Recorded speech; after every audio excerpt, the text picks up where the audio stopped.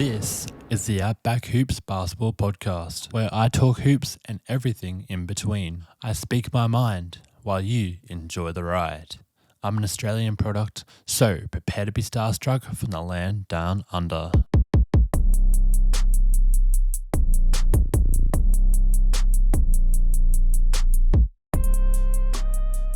Hello everyone and welcome to the Outback Hoops Podcast presented by SnibDubTV. Plenty to talk about today, heaps of things happening around the league, and I like to talk my Los Angeles Lakers because I'm a die-hard Lakers fan. Got my merch, got heaps of shirts. I'm just an all-out fan. I'm not a bandwagoner, I'm just a fan, okay? But we will get into them, and yeah, there's heaps of stuff around the league. On this podcast, I like to speak my mind about heaps of different things. It's just casual hoops, nothing fancy. I'm no fancy analytical guy or expert on every single little nook and cranny I did used to play some basketball for a little bit, but not an absolute expert, but I just like to talk of just what I see. Also want to speak about anything else that's, happening around the world. I'm from Australia. Australia is a lovely country. We've got the kangaroos, we've got the koalas, we've got the echidnas, we've got the gum trees, and we also have people who come to Australia just to experience an Aussie shoey. Yeah, I'm talking about Harry Styles. There was big concert there. I think it was about almost 100 and something thousand. I don't know if that was over 2 nights or it might have been over a single night. So that'd be like 200k. That's a lot. But yeah, Harry had a Harry Styles concert. I don't know if it's Happy for Love tour. I can't remember exactly, but yeah, during that tour, in Perth, I believe he did a shoey, and when he was in Melbourne, he was like, nah, guys, I'm just letting you know that I am not doing a shoey. I've been up on the stage for 1.5 hours, and you guys, after doing that, you definitely do not want to have a shoey. And yeah, that kind of makes sense. But anyway, I better go and talk into some basketball stuff. I'm recording this on a lovely Sunday night here in Australia. And yeah, we will see you soon on the Outback Soup Basketball Podcast.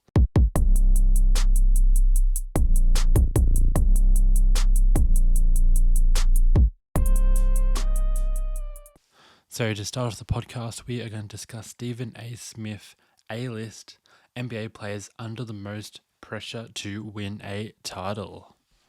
So this was released about 3 days ago by Stephen A. Smith.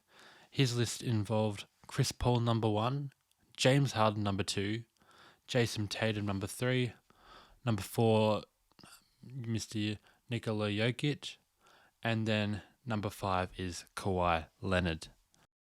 It's pretty hard not to argue with that list because there's a lot of players which this season will definitely define what we kind of consider them to be and really the rest of the career going forward.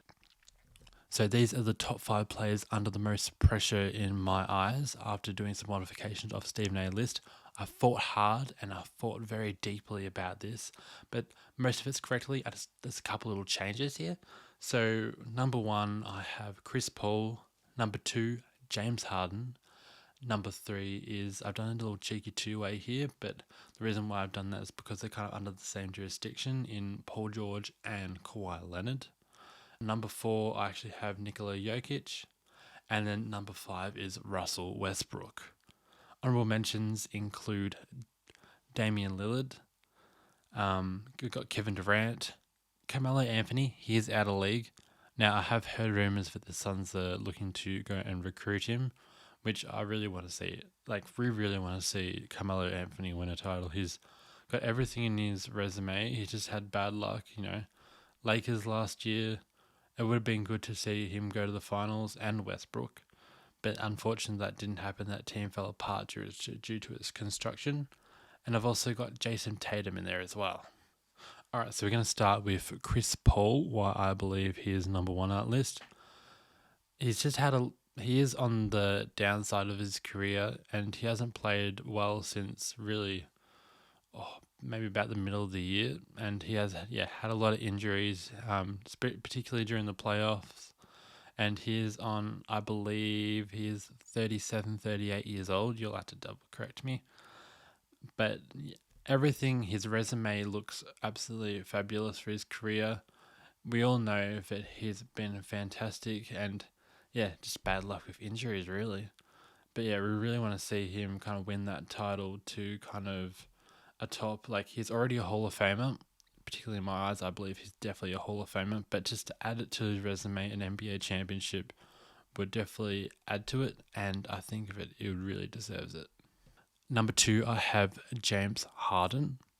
Obviously, he has been to the finals before with OKC. I believe it was in 2012. It was against the Miami Heat.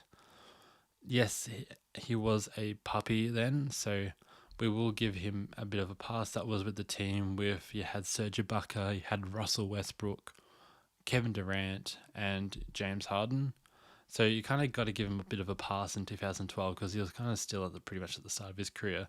But ever since, we're just seeing him shrink in the playoffs. We've seen him be an absolutely fabulous regular season player. He's won MVPs before. I believe one season he averaged 36 points per game and almost averaged like a triple-double.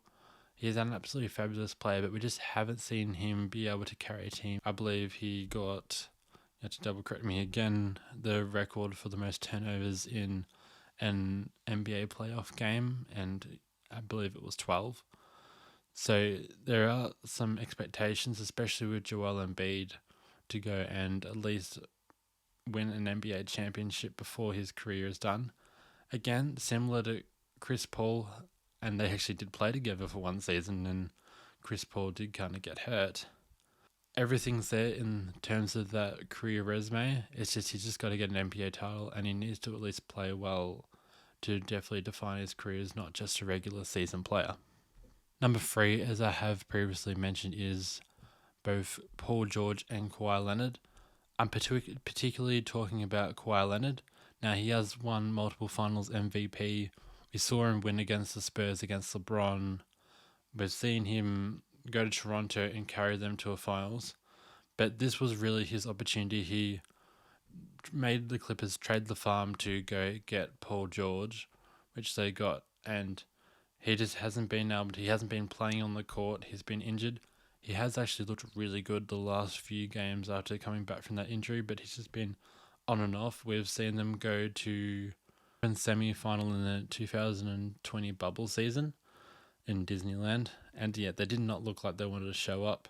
They were up 3 games against the Denver Nuggets, but the Denver Nuggets ended up coming back, and ever since it's just been pretty much just Kawhi's been in and out of the lineup, same with Paul George, so they really kind of needed a title, and we know that both Paul George and Kawhi Leonard had the talent to really push a good series and win an NBA championship. They've got the deepest team in the NBA in terms of their roster. They've got Russell Westbrook, they've got Norman Powell, Zubac, which I believe the Lakers should never have traded him away for what they did. I'm not going to speak about that again because that was really sad. Yeah, they've got Russell Westbrook.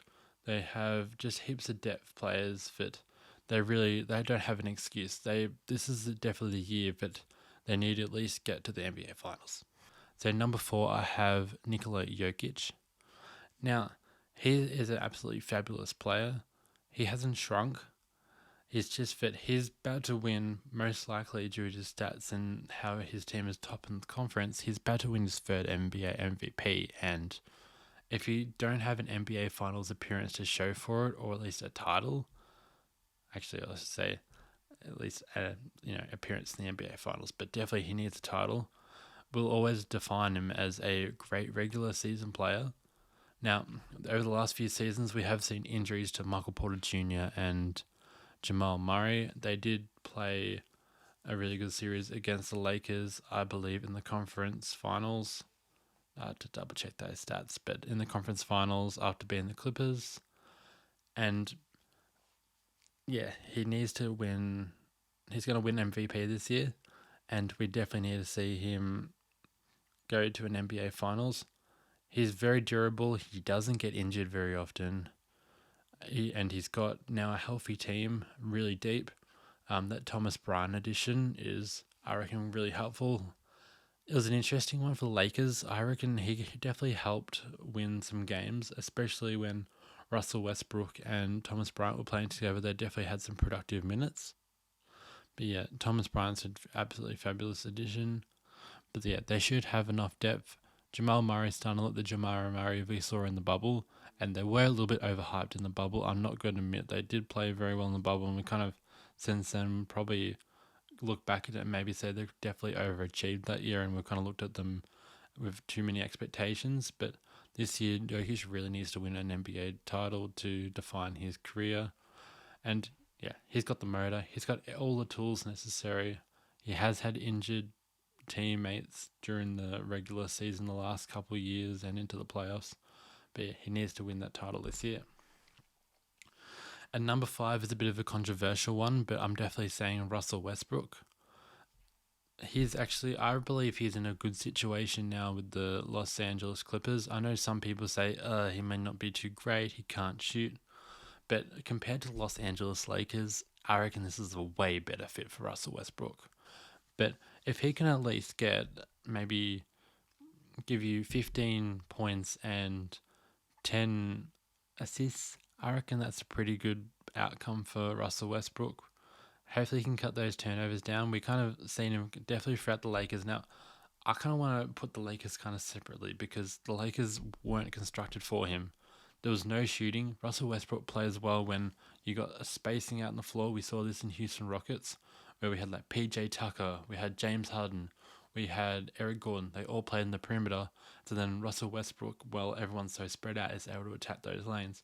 He couldn't do that with the Los Angeles Lakers because there's just literally no shooting, and you kind of had LeBron James and Anthony Davis who kind of clogged up the paint for him, so he couldn't really do what he'd like to do. However, I reckon this situation, with the Los Angeles Clippers is going to be really good for him because there are shooters. We've got Kawhi Leonard. He's an alright 3-point shooter. I actually believe he's shooting almost 40% since, I think a few months ago. He hasn't always been the greatest NBA 3-point shooter, but he's definitely been a shooter. Paul George, we all know him. He's an absolutely fabulous shooter. And there's heaps of players. Norman Powell can go and shoot a shot. We've got Luke Kennard who can shoot a shot. So I think this team's definitely more built for what Russell Westbrook can utilize, and he can definitely go and tap the paint. We'll see him if he can kind of get those turnovers down. We know sometimes he has good and sometimes he has bad games, but I reckon it's a much better situation for him. I'm happy to see him succeed. The reason why I mainly put him on this list is because he can definitely redefine his career. He is on the tail end of his career, and he's definitely not as explosive around the ring as he used to be. We used to say, Russell Westbrook's great around the rim. He's really good at finishing. He's okay. He's not the best. He's okay. But he can definitely redefine his career by being with the Los Angeles Clippers, and he can add an NBA championship, hopefully, to his already fabulous resume. He's an NBA MVP. He's average. He's got the most triple doubles in NBA history, past Oscar Robertson. Everything's there for his resume, but I think he just needs an NBA title to go and rectify that. Not saying he's going to be a star player in his role in Los Angeles Clippers, because we know that Kawhi and Paul George are talented and they can carry a team to where Russell Westbrook can help them out and clear some space and get them some wide open shots. That's all we need from Russell Westbrook. Damian Lillard does need to win a title, but we know we're not going to get it from him this year. The team's too young. It's interesting. I've always been a Portland Trail Blazers fan, and loyalty is definitely something that is definitely underlooked, I believe, in the NBA. Everyone believes in, going to that super team or that super team to go and win a title, because really to win a title you need 2 All-Stars and you need a good bunch of role players who not on minimum wage, but just really solid, not minimum wage, what am I talking about, but minimum contract, should I say. But like we saw with the Los Angeles Lakers, they had heaps of minimum contract guys. It doesn't work. You got to have maybe a couple minimum contract guys, but then you also need some guys who maybe, those $10 million deals that are really good role players, like a Malik Beasley or, I don't know, Thomas Bryant. I'm trying to think of names. Or Mikal Bridges, that's a really good example of one. My list, and you can tell me if you disagree or agree, it is Chris Paul number 1, James Harden number 2, Kawhi and Paul George number 3, number 4 Jokic, and number 5 Westbrook.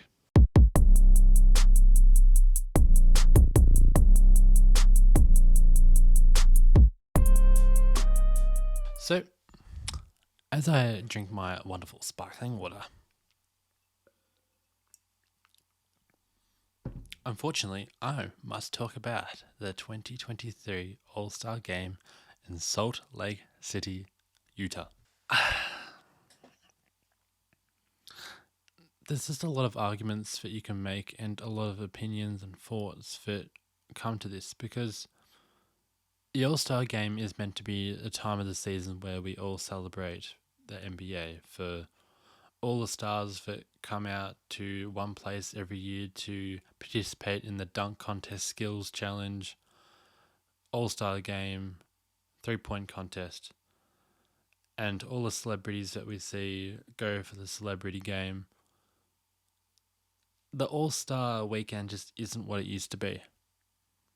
And there's a lot of things that you can definitely consider when coming to conclusions about why the All-Star Game it doesn't thrive. Like, we have big events like the Super Bowl where they're just as beautifully marketed. Everyone goes, everyone has a good time.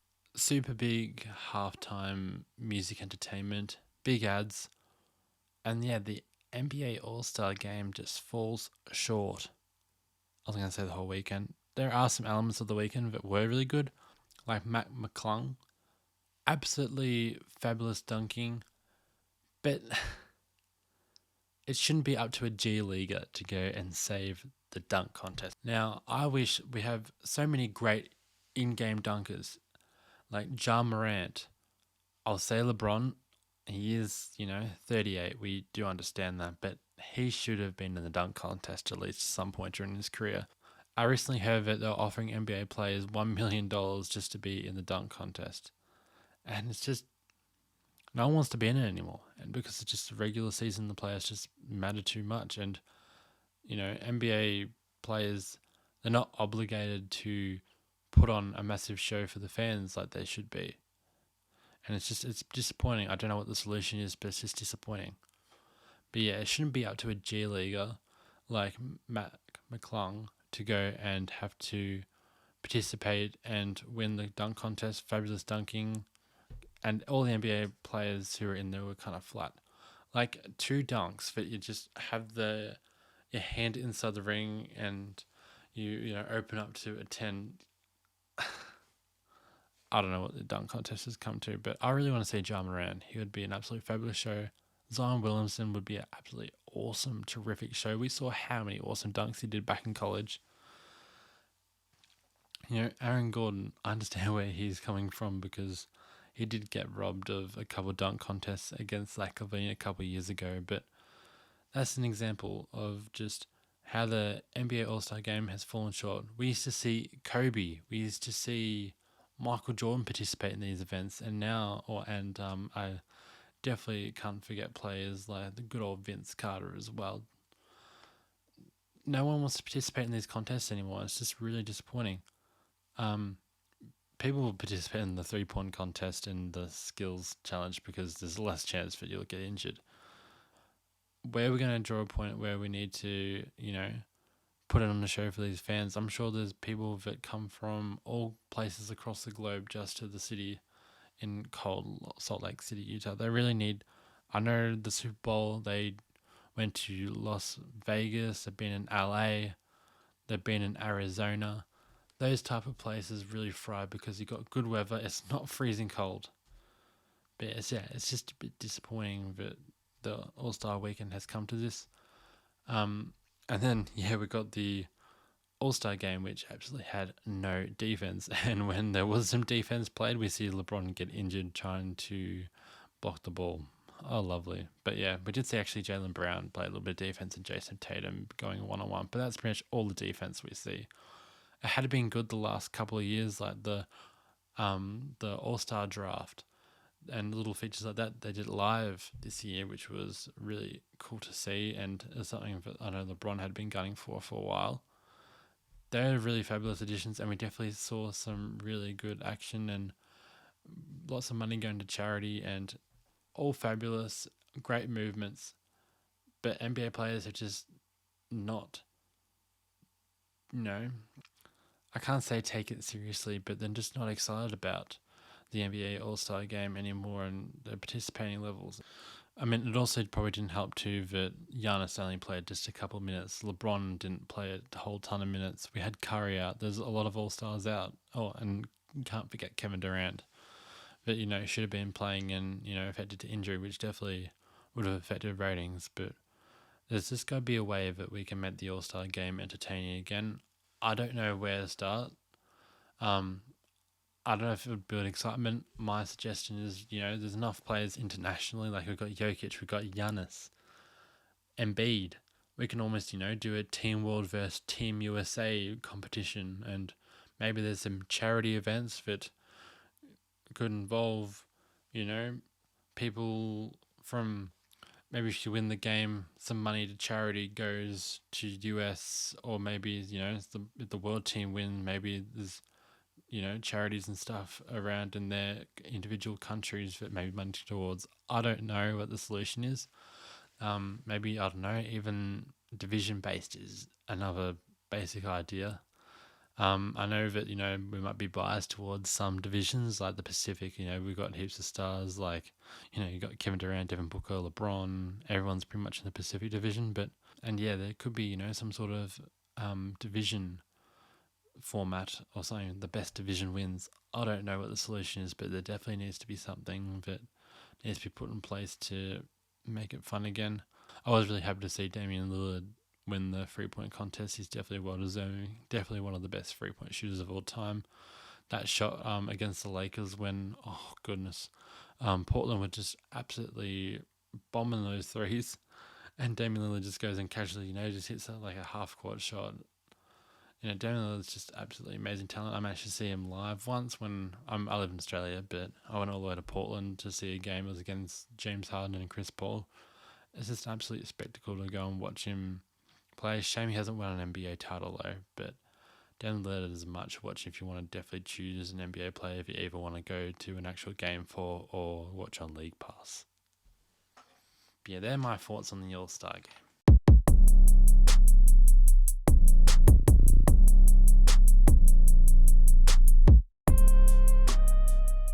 Alright, I think it's time to talk some Los Angeles Lakers basketball. Guys, I have a confession to make. And do you know what my confession is? The Lakers, I am not including the game against Dallas because by the time this comes out, it'll be past the Dallas game. I'm choosing the Lakers to go 15-6 the rest of the season and just make it to the 6th seed. But it's mostly likely going to be the 7th seed. But one of those two seeds, they're going to go and get in. What do you think? And I'll just keep drinking my sparkling water because sparkling water is really good for the soul. Refreshing. Now, you might be wondering why I am making such a bold, realistic, but peculiar type of predicament in terms of where the Lakers are going to end up. But I believe in them. These new look Lakers are looking really good. After their new additions of Mo Bamba, D'Angelo Russell, Victor Vanderbilt, I feel like I'm saying that name wrong. Jared Vanderbilt, thank you very much. And a couple other players. I should really include Beasley. I believe that the Lakers have a really good shot at this. They're looking so much better. We're seeing a more traditional LeBron lineup. The best way that I can describe LeBron's championship teams being established is just having the formation of another star player. So that's Anthony Davis, Kyrie Irving, Dwayne Wade, and then the solid role players. I'm not talking about minimum guys like what the Lakers had, particularly last year, where maybe it was Carmelo Anthony. Carmelo Anthony is definitely worth more than a minimum contract, but I'm more talking about guys who are on minimum contracts because you really need those role players like Malik Beasley's like on a kind of a, I can't exactly remember the contract, but he's on more of a minimum wage contract. I'm not talking about minimum wage. But you need those role players like Mikal Bridges, those type of role players. Kevin Love, I'll call him a role player. Chris Bosh, those players who can take a bit of pressure off the star players and they can create their own shot and they can kind of do their own stuff that take a lot of the stress off the top players like LeBron. And we definitely saw this the other night. Anthony Davis, LeBron, they didn't have the strongest of games. They had role players like Austin Reeves and Malik Beasley who managed to carry a bit of the load. I think we should be very lucky that D'Angelo Russell's injury wasn't as bad as what it seemed. Of course, it's the Lakers' chances that D'Angelo Russell just has to have his leg back at the time, just trying to inbound. It wasn't even a basketball player, just trying to inbound the ball, and he got his leg caught on the foot of Mr. DiVincenzo, which it was just very unfortunate, but luckily it's not too bad. They didn't have to do like an MRI, which is really good news. So it should just be a bit of a day-to-day thing. But they're looking a lot better. They got shooting. D'Angelo Russell, we don't need all-star D'Angelo Russell. We just need a solid player who can dish the ball to shooters, create his own shot. That's all we really need. Something that Russell Westbrook just wasn't able to do. Mind me, Russell Westbrook did play well for the Los Angeles Lakers in spurts. He had games where there's definitely no doubt that they wouldn't have won the game without Mr. Russell. And he was able to push the pace, and he was really good with the role players just to kind of lift them. I remember Thomas Bryant and Wyndham Gabriel played off him really well, and that's why we saw Thomas Bryant, who ultimately got traded, but a little bit disappointed that he did get traded because he's a really solid player. He went to the Denver Nuggets. And yeah, it's kind of funny because he requested a trade, right? Because Anthony Davis is coming back and he's going to kind of fulfill that role. I would have liked to have seen a Thomas Bryant and Anthony Davis line up together, but yeah, he ended up going to the Nuggets, which is right behind Jokic, which I believe you're probably not going to see any Thomas Bryant and Jokic minutes shared together. So I don't know if that worked out in the best interest of Thomas Bryant, who wanted a bit more playing time. But yeah, so currently the Lakers are sitting at that 13th spot. And we have never seen a Western Conference from literally, this is from Sunday nights. This is the night before, I don't know the time, but this is before the Lakers-Mavericks game. Currently there's 6.5 games between the 3rd seed and the 13th seed, which is very close. Now, the Los Angeles Lakers have got a tough schedule, but looking against them, I'm picking them to lose possibly against Memphis, maybe Dallas, Phoenix, the LA team.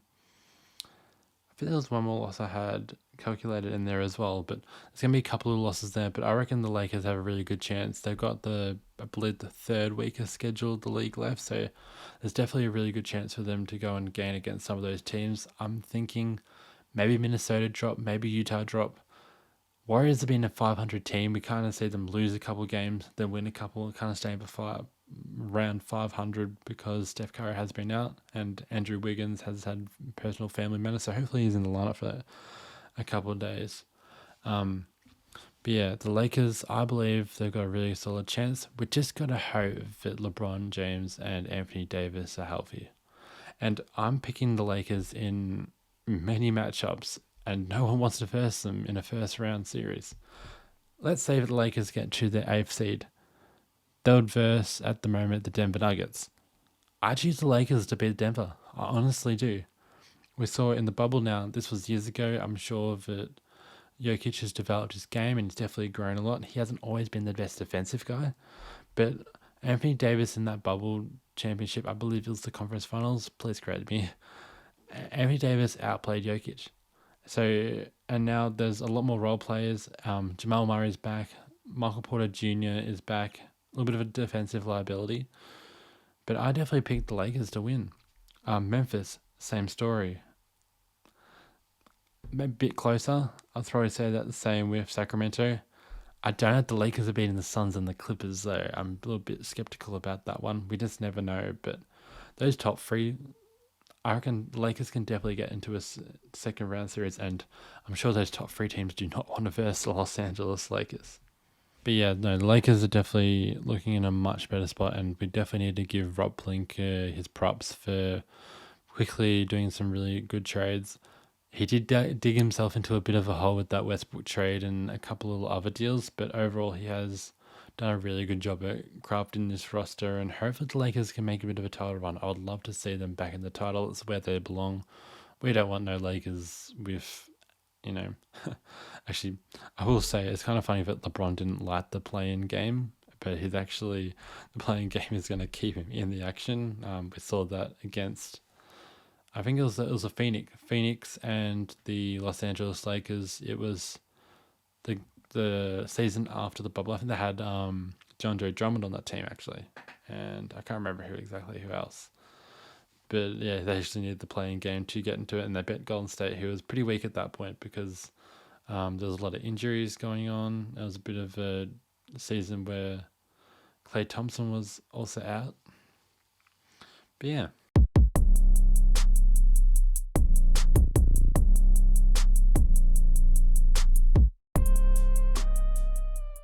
So thank you everyone for tuning into this edition of the Outback Hoops basketball podcast. I hope you enjoyed. I'm looking forward to making more content for you guys. Please let me know how I did in the comments. I'm looking to kind of get this on all forms of social media and your Spotify and everything like that. So please stay tuned for more episodes, and I will see you later. SnibDub out. See you soon, everybody.